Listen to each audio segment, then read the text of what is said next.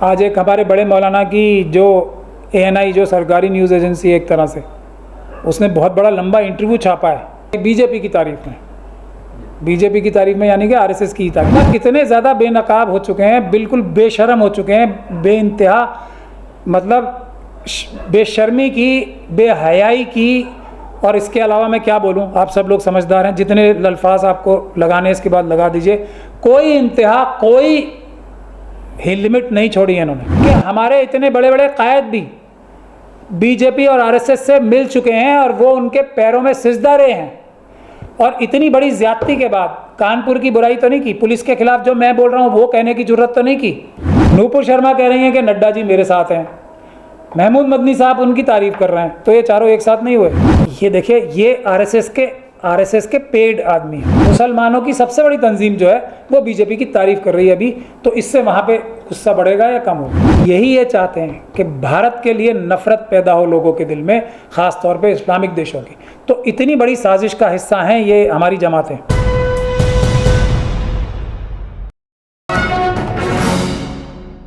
यही वजह नहीं है कि मुस्लिम तंजीमें कहती हैं कि प्रोटेस्ट नहीं करना चाहिए क्योंकि इस तरह का माहौल बनेगा जिस तरह से यूपी में हुआ, कानपुर में, कि 40 लोग गिरफ्तार हैं, सारे मुस्लिम हैं, उसके अलावा 500 लोगों के खिलाफ FIR दर्ज है, उसके अलावा पोस्टर लगा दिए गए हैं सड़कों पर जिनकी तलाश है पुलिस को। चुप होकर घर में बैठ जाएंगे तब ऐसा नहीं होगा क्या? आज एक हमारे बड़े मौलाना की जो ANI जो सरकारी न्यूज़ एजेंसी है एक तरह से, उसने बहुत बड़ा लंबा इंटरव्यू छापा है सरकार की तारीफ में, बीजेपी की तारीफ में। बीजेपी की तारीफ में यानी कि RSS की तारीफ। मतलब इतने ज़्यादा बेनकाब हो चुके हैं, बिल्कुल बेशर्म हो चुके हैं, बेइंतहा मतलब बेशर्मी की, बेहयाई की। और इसके अलावा मैं क्या बोलूं, आप सब लोग समझदार हैं, जितने अल्फाज आपको लगाने इसके बाद लगा दीजिए। कोई इंतहा, कोई ही लिमिट नहीं छोड़ी है इन्होंने। दिल्ली दंगों में आके देख लेना, हज़ारों नौजवान, अगर हमारा ऑफिस बीच में ना खड़ा होता, जितने नौजवान बंद है ना अभी, जितने नौजवानों के ऊपर जितने केस लगे इसके 10 गुना होते।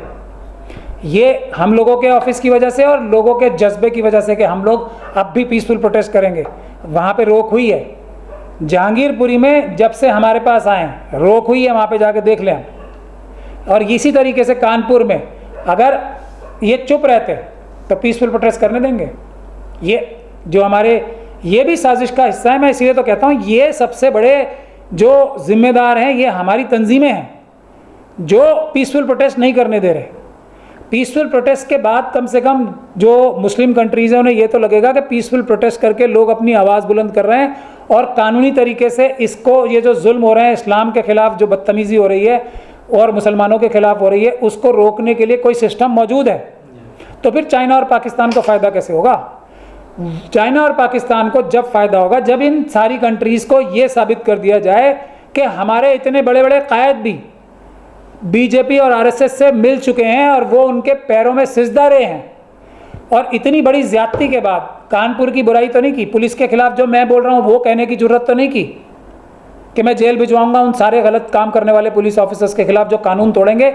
उनकी एक ही जगह है और वो जेल है, क्योंकि वो कानून तोड़ रहे हैं इस वक्त। एक भी दूसरी तरफ के इंसान को जिसने आके हमले किए थे उसको गिरफ्तार नहीं किया, FIR भी नहीं की।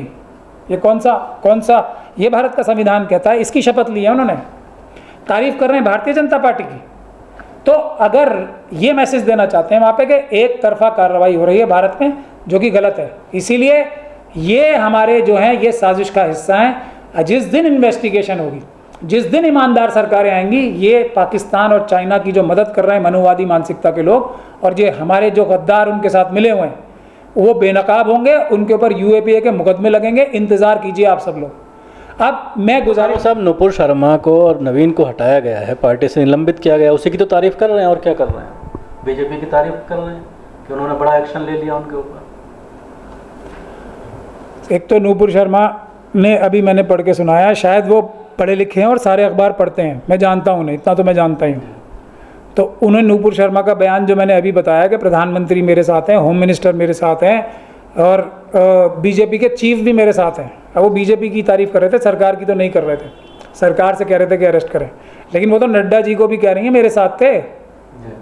और ये जो मदनी साहब है वो भी उनके साथ हैं तीनों के। वो ये तो एक ही गैंग है ना, जब भी तो तारीफ कर रहे हैं उनकी। नूपुर शर्मा कह रही हैं कि नड्डा जी मेरे साथ हैं, महमूद मदनी साहब उनकी तारीफ कर रहे हैं, तो ये चारों एक साथ नहीं हुए। उन नड्डा जी की तारीफ कर रहे हैं जो नड्डा जी रैली कर रहे हैं पीछे खड़े होकर नूपुर के, और इस बात को मना भी नहीं कर रहे। और कुछ सबूत चाहिए आपको, जस्टिफाई कर रहे हैं उसको कि नूपुर शर्मा ठीक कर रही है, और नूपुर शर्मा को बीजेपी ने यही सज़ा देनी थी, दे दी। बीजेपी और जो प्राइम मिनिस्टर हैं वो तो बीजेपी के मेंबर नहीं है ना, एमपी भी नहीं है बीजेपी से। ये महमूद मदनी साहब को नहीं पता है ना। तो मैं क्या कह रहा हूँ कि ये सब लोग मिले हुए हैं, और ये चाइना और पाकिस्तान के साथ उस बड़ी साजिश का एक हिस्सा है जो देश को बदनाम कर रहे हैं। तो मैं आपके माध्यम से एक और चीज़ कहना चाहता हूँ जो मैंने आज तक नहीं कही है कभी।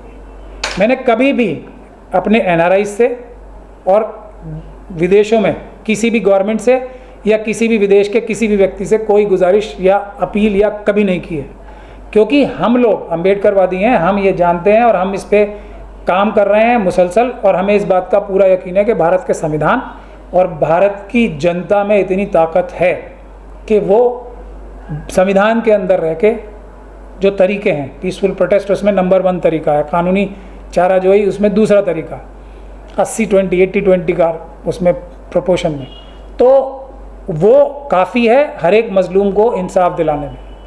तो ये हमारी जो थी, इसीलिए मैं कभी भी किसी फॉरेन कंट्रीज़ के लिए या NRI के लिए कोई भी अपील जारी नहीं की, कोई भी मैसेज नहीं दिया, आज पहली बार दे रहा हूँ।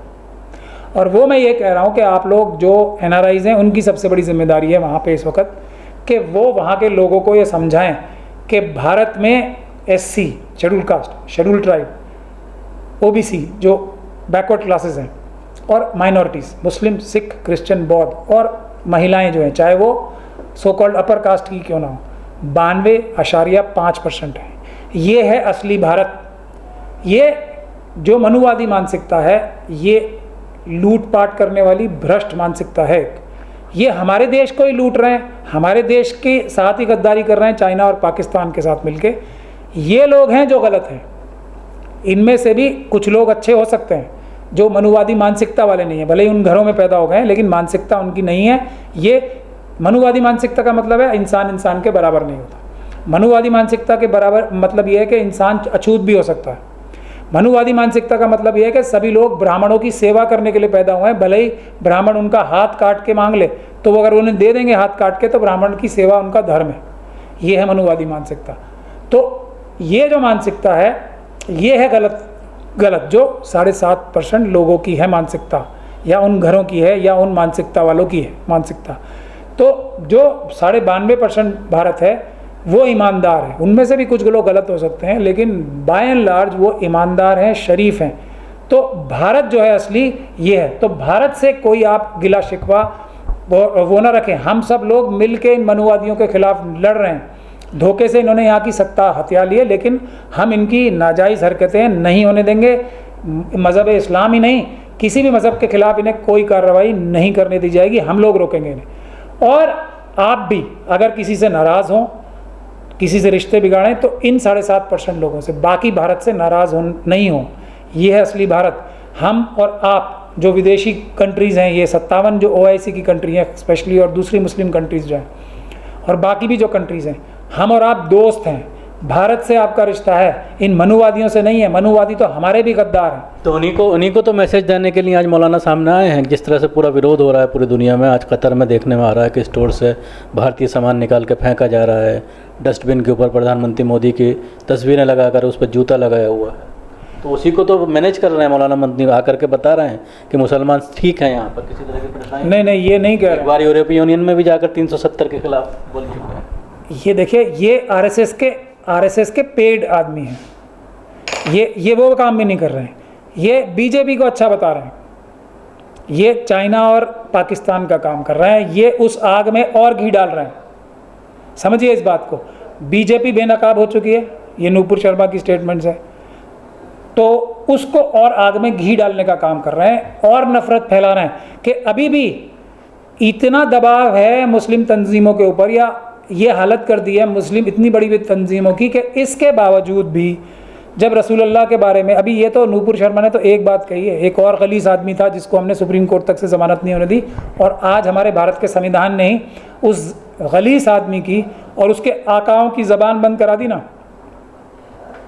मैं उसका नाम नहीं लेता हूँ उस खलीस आदमी का, जिसने कुरान शरीफ के बारे में भी बदतमीज़ी की थी और रसूलुल्लाह के बारे में भी, और उसके आकाओं ने भी, तो भारत के संविधान ने वो करा दिया। लेकिन ये क्या कह रहे हैं, अभी बीजेपी से लोग नफरत करते थे, बाहर के लोग भी जो समझदार लोग हैं वो बीजेपी, आरएसएस और मनुवाद से नफरत करते हैं।